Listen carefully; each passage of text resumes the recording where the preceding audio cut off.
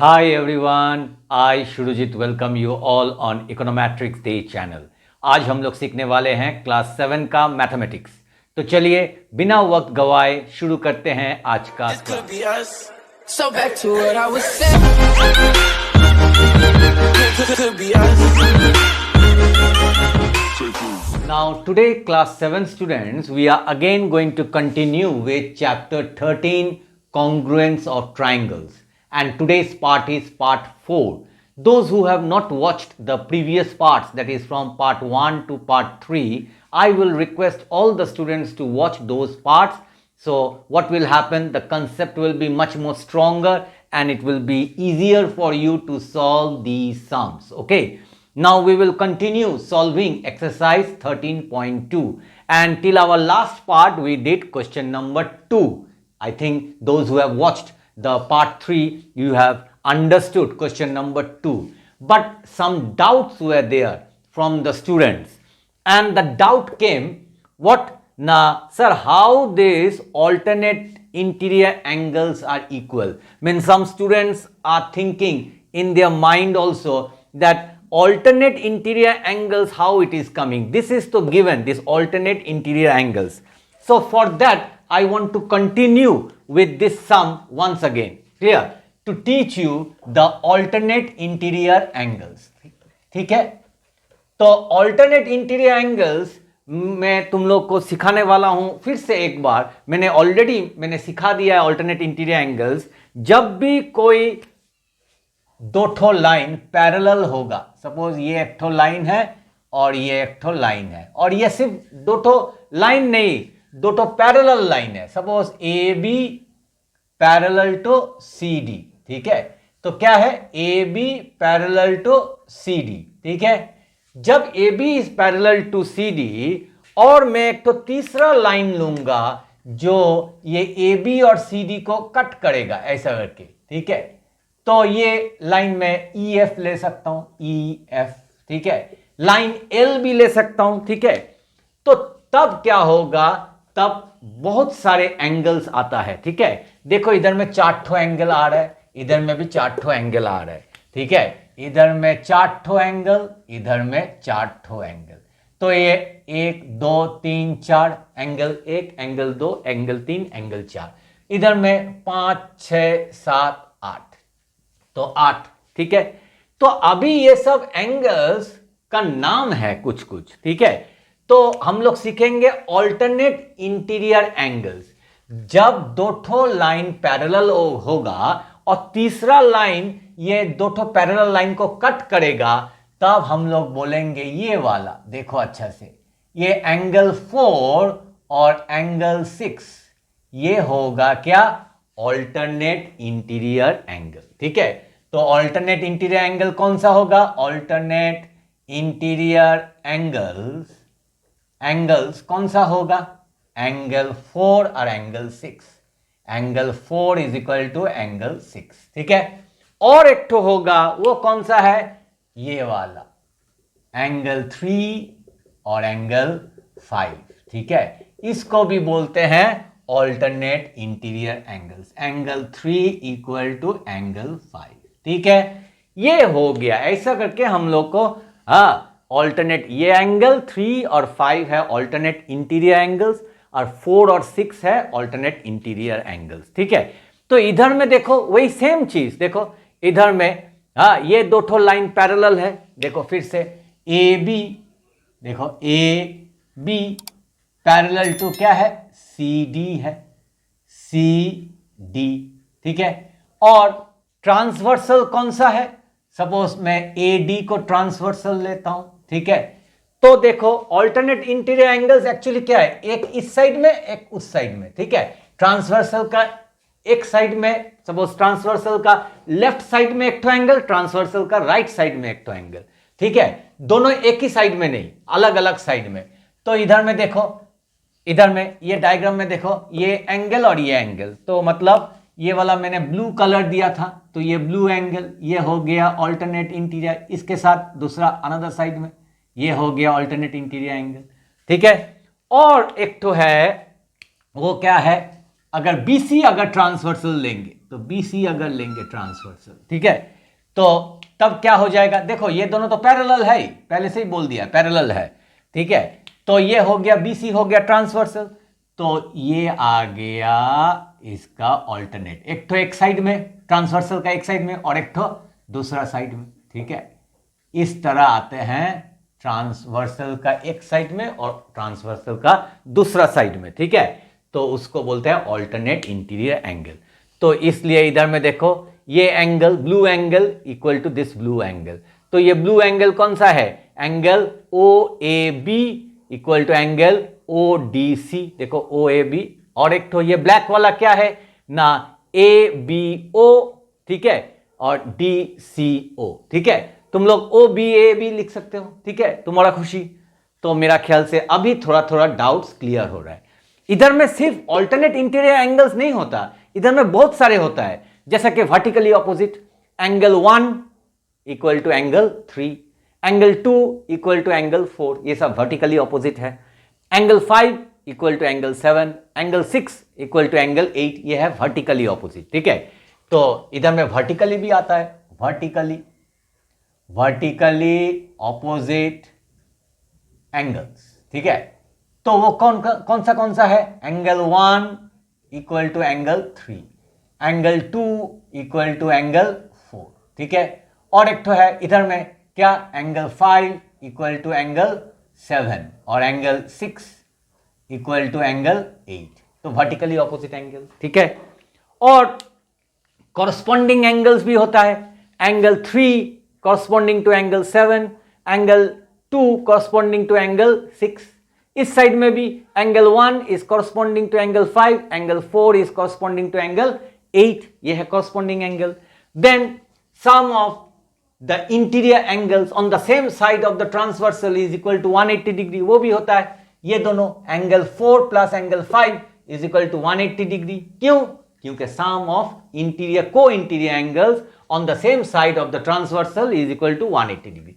अभी इस साइड में भी 3 plus angle 6 equal to 180 degree, क्या, same thing, sum of co-interior angles on the same side of the transversal is equal to 180 degree, ठीक है, इसको बोलते हैं को इंटीरियर एंगल्स एक ही साइड ऑफ द ट्रांसवर्सल, एक साइड में, इस साइड में, अगर इस साइड लेंगे तो 4 और 5, इस साइड लेंगे तो 3 और 6, ये दोनों मिलाकर कितना होता है, 180 डिग्री होता है। ये सब हम लोग यूज करेंगे जब हम लोग सम्स करेंगे, ठीक है। Class 7 students, we will solve question number 3। चलो देखते हैं क्वेश्चन नंबर 3 में क्या है।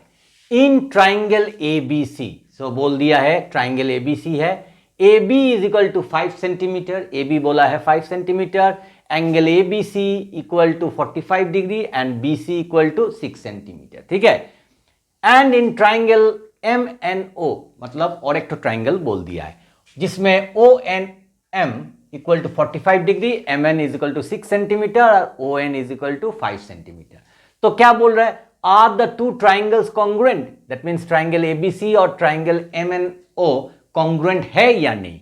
तो इसके लिए हम लोग को पहले डायग्राम ड्रॉ करना पड़ेगा, तो पहले हम लोग सीखेंगे कि डायग्राम कैसे करके ड्रॉ करेंगे, ठीक है। तो ट्राइंगल तो बोल दिया ABC, AB बोला है 5 सेंटीमीटर, एंगल ABC बोला है 45 डिग्री और BC बोला है 6 सेंटीमीटर। तो चलो हम लोग क्या करेंगे, हम लोग 45 डिग्री BC और इधर में 5 सेंटीमीटर, इसमें से कौन सा पहले लेंगे, पहले हम लोग को लेना पड़ेगा बेस, ठीक है, मतलब पैर, ट्राइंगल का पैर लेंगे, ठीक है, लेग्स, ठीक है। तो ट्राइंगल का पैर चलो ले लेते हैं, BC ले लेते हैं, ठीक है, तो B और C, चलो इधर में C ले लेते हैं, ठीक है, और ये हो गया कितना 6 सेंटीमीटर, ठीक है। फ्री हैंड डायग्राम तुम लोग भी ड्रॉ करना है, इसमें स्केल जरूरत नहीं है, ठीक है।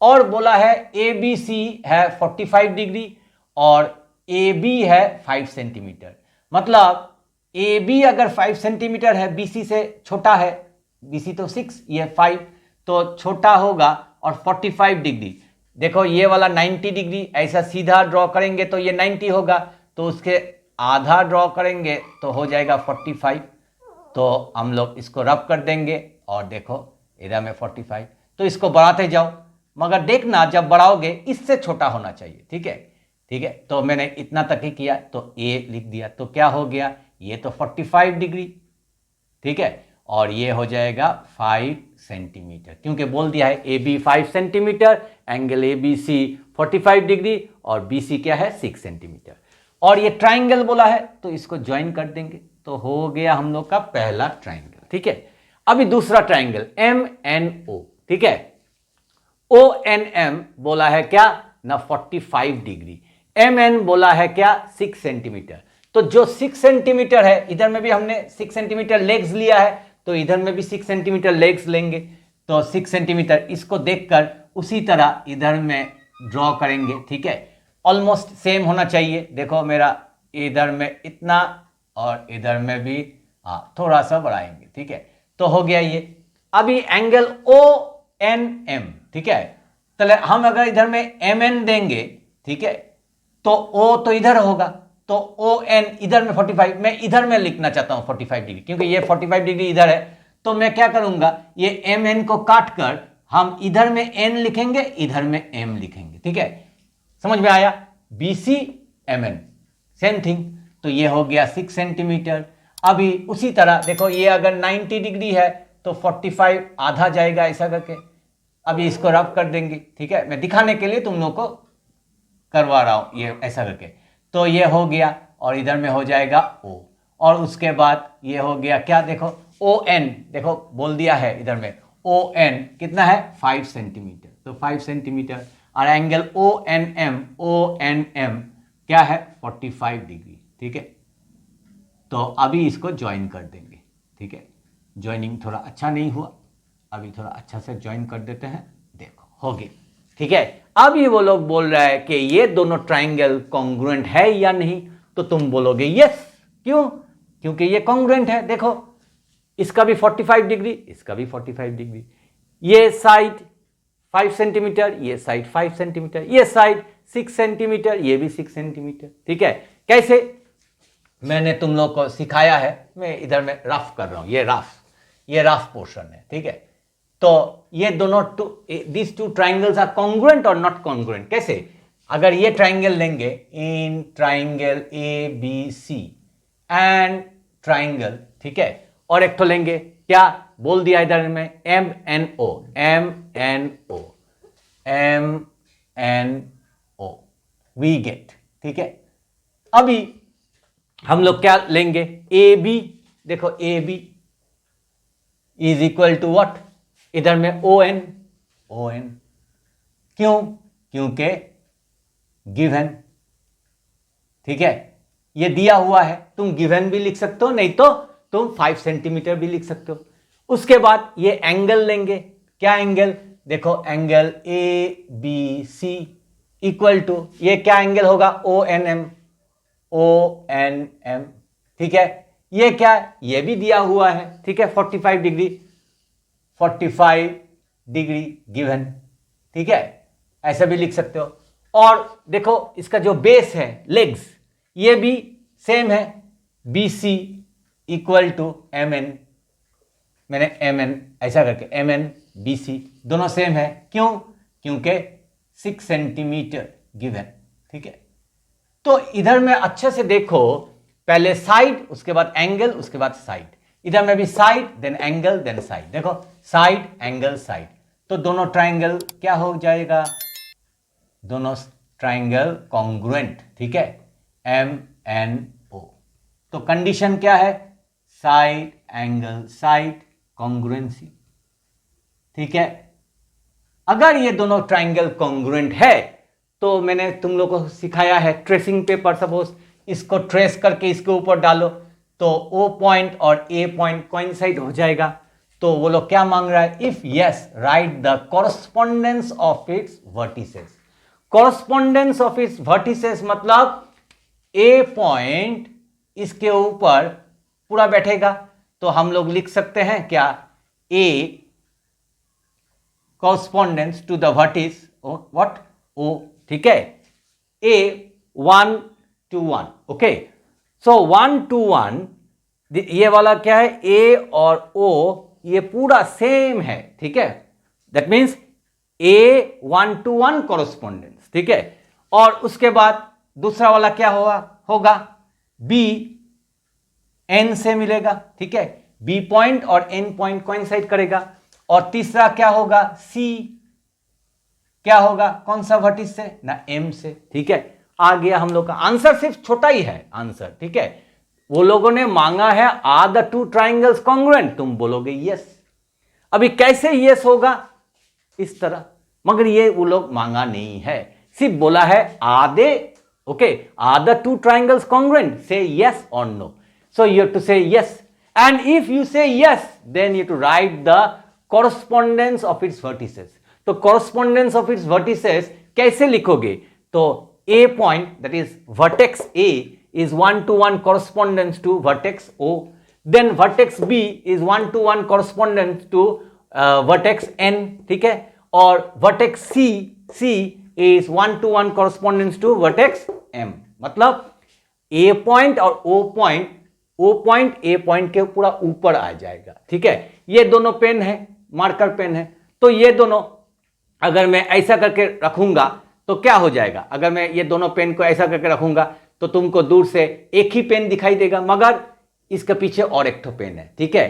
तो कोइंसाइड हो जा रहा है, इसका मतलब coincide, A point O point A point के ऊपर पूरा बैठ जा रहा है, एन पॉइंट बी पॉइंट के ऊपर पूरा बैठ जा रहा है, और M point M is falling on top of point C, ठीक है। तो मेरा ख्याल से question number 3 you have understood as well as how to prove this one congruent with the help of, मैंने तुम लोग को 4 चीज सिखाया है, याद है या नहीं है, ठीक है। मैंने तुम लोग को 1 2 3 4 4 चीज सिखाया। एक तो है साइड साइड साइड कॉन्ग्रुएंसी, एक तो है साइड एंगल साइड कॉन्ग्रुएंसी, एक तो है एंगल साइड एंगल कॉन्ग्रुएंसी, और एक तो है RHS। तो इधर में मैंने कौन सा लिया था, ये लिया, ठीक है। ये चारों में से कोई भी एक तो एप्लीकेबल होगा, इस सम में ये वाला एप्लीकेबल है, मगर ये नहीं मांगा है, फिर भी मैंने तुम लोग को समझाने के लिए तुम लोग को दिखाया है। तो मैंने लिया है क्या, पहले साइड, उसके बाद एंगल, उसके बाद साइड। देखो साइड दोनों और बीच में एंगल है, देखो दोनों साइड है बीच में एंगल है, तो इसलिए साइड एंगल साइड। पिछले वाला सम में क्वेश्चन नंबर 2 में क्या था, एंगल साइड एंगल, मतलब 2 एंगल और बीच में साइड था। तो इस तरह तुम लोग को समझना पड़ेगा कि इन चारों में से कौन सा हम लोग लेंगे, ठीक है। बाद में बहुत सम्स है, हम लोग करते करते प्रैक्टिस हो जाएगा, धीरे धीरे प्रैक्टिस होगा, ठीक है। इसलिए अच्छा से ये conditions of congruence of triangle समझो पहले, ठीक है। वीडियो को स्किप करके मत देखो कि मुझे सिर्फ सॉल्यूशन देखना है। जो मैं बोल रहा हूं वो अगर तुम लोग सुनोगे अच्छा से और फिर उसके साथ देखोगे तो मेरा ख्याल से तुम लोग का मन में कुछ डाउट ही नहीं आएगा। मगर फिर भी अगर डाउट आया तुम लोग कमेंट सेक्शन में जाओ और डाउट लिखो, ठीक है। तो मैं हर एक डाउट का आंसर मैं जरूर दूंगा, ठीक है, क्योंकि तुम लोग का माइंड में डिफरेंट टाइप्स ऑफ डाउट्स आएगा, ठीक है। ऐसा नहीं कि डाउट नहीं आएगा, मैं भी नहीं बोल सकता कि ना तुम लोग का मन में कुछ डाउट नहीं आएगा, मगर मैं कोशिश कर रहा हूं कि ताकि तुम लोग को कुछ डाउट ना आए।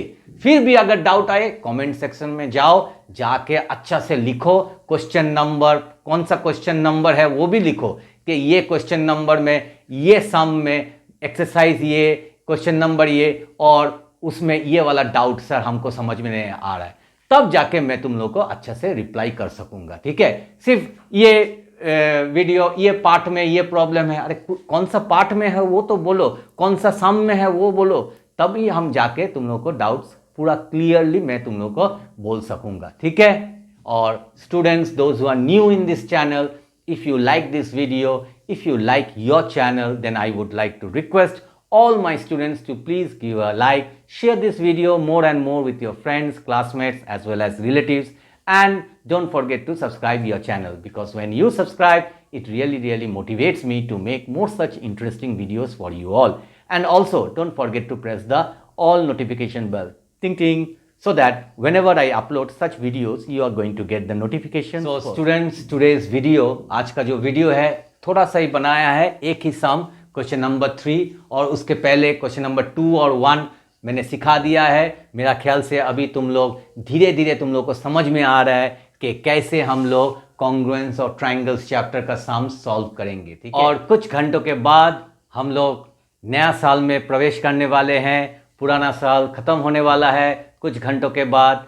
तो सभी स्टूडेंट्स को I want to wish from my side as well as Econometrics Day channel की तरफ से सभी स्टूडेंट्स को एडवांस हैप्पी न्यू ईयर बोलना चाहता हूँ, ताकि नेक्स्ट ईयर तुम लोग अच्छा से पढ़ाई करो और मैं भी कोशिश करूँगा कि अच्छा से तुम लोगों को क्वालिटी वीडियो दे सकूँ, ठीक है। ये मेरा प्रॉमिस रहेगा तुम लोग के साथ, ठीक है, ताकि तुम लोग एग्ज़ाम में अच्छा नंबर लेके आओ। नेक्स्ट ईयर मिलते हैं और एक अच्छे नए कंटेंट के साथ।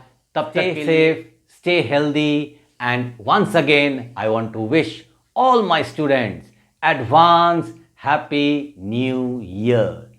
Bye bye.